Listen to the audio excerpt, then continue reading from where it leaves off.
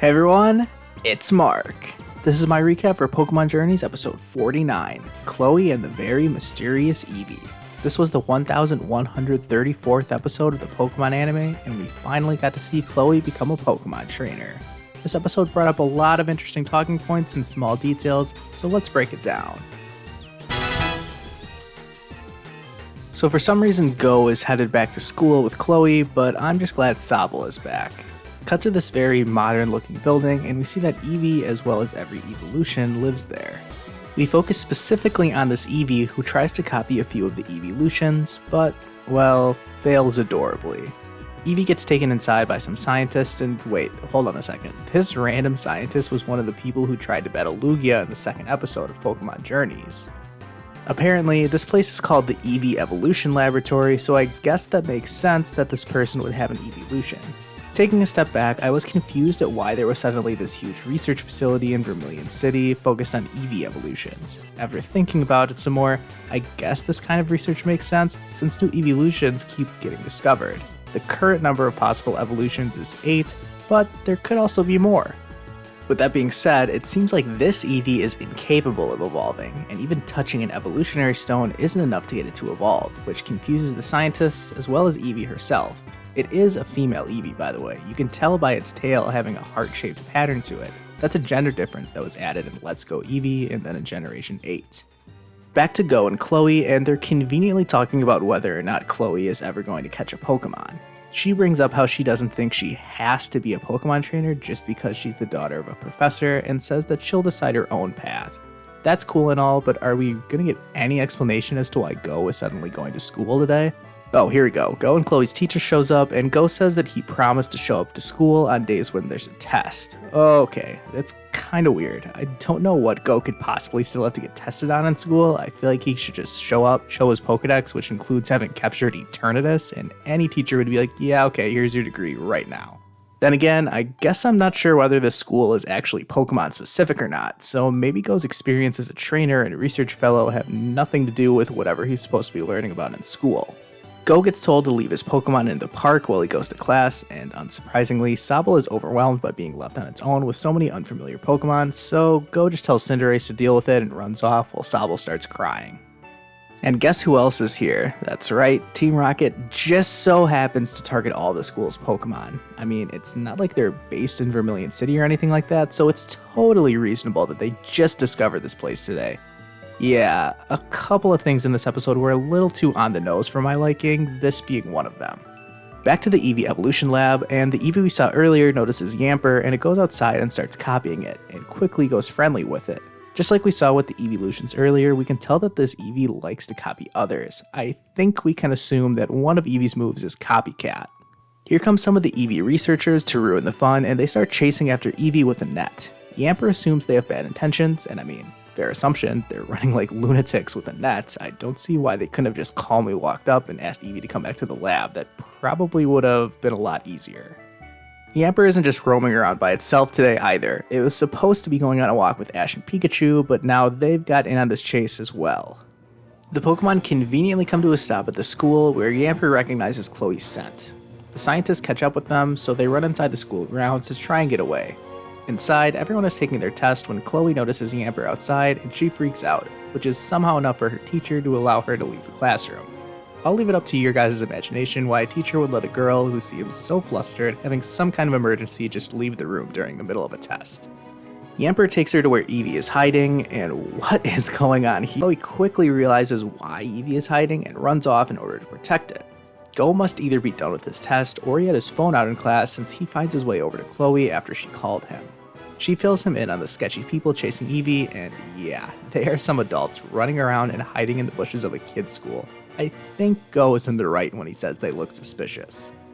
Go is pretty smart here, and he threatens to call a teacher on them and get them kicked out for trespassing. Instead of explaining that they're just scientists, not thieves, they just freak out. Chloe, in a not subtle way at all, starts running away, which was the opposite of clutch. You had one job, Chloe, and you messed it up. Well done. Don't worry though, Go just tackles the scientist, which seems to be pretty effective.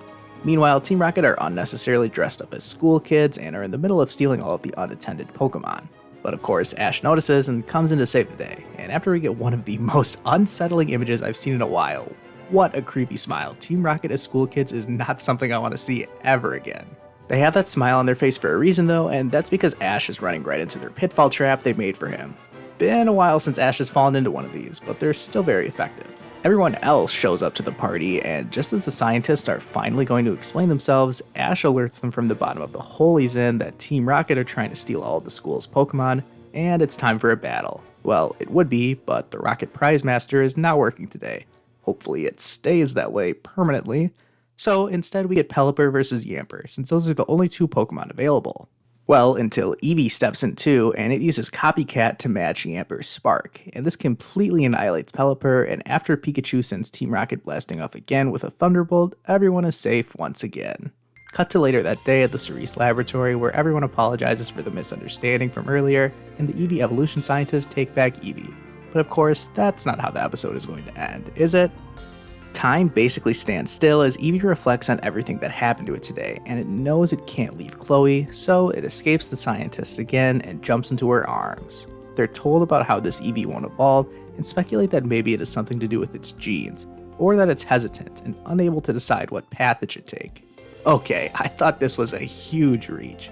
Just look at this image on screen right now, and you can see just how hard the anime was trying to hit us in the head that this Eevee is meant to be with Chloe, since she herself is struggling to decide what path she should take. I mean, she pretty much said that earlier in the episode. Wait, there's more. After that very touching capture scene, Chloe seemingly gets upgraded from secondary character to a fully fledged trainer, and her dad gives her a Rotom phone, and the episode comes to a close with Chloe finally becoming an official Pokemon trainer thanks to Eevee.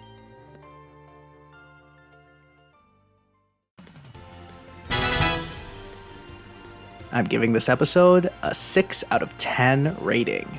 Now, that may seem kind of low, especially when I tell you how excited I am after watching this one, but that's not really because of the episode itself. This episode did not have the most original story, with it being a capture-focused episode along with the standard Team Rocket interference, and like I mentioned, there were a lot of things that seemed way too convenient for my liking. Whether that was Go returning to school out of nowhere, Team Rocket coincidentally showing up at the school, the Eevee scientists acting way too sketchy for no good reason, and the huge reach of why Eevee won't evolve. Don't get me wrong, it was still a good episode, and the highlights for me were probably the scenes where Eevee almost was in some kind of trance because of its feelings for Chloe. What I am a lot more excited about is what this means for Chloe and Eevee's future together. I went on a small rant about Chloe in my discussion video about what's next for the future of the series, and this episode addressed a lot of the issues I had with Chloe's lack of screen time and character development. Of course, it is a little annoying that, once again, another female protagonist has caught an Eevee, but I guess I'll accept it as long as it helps Chloe get a bigger role in the show. As for this Eevee specifically, my leading theory is that this Eevee has the Gigantamax factor, and that's why it can't evolve.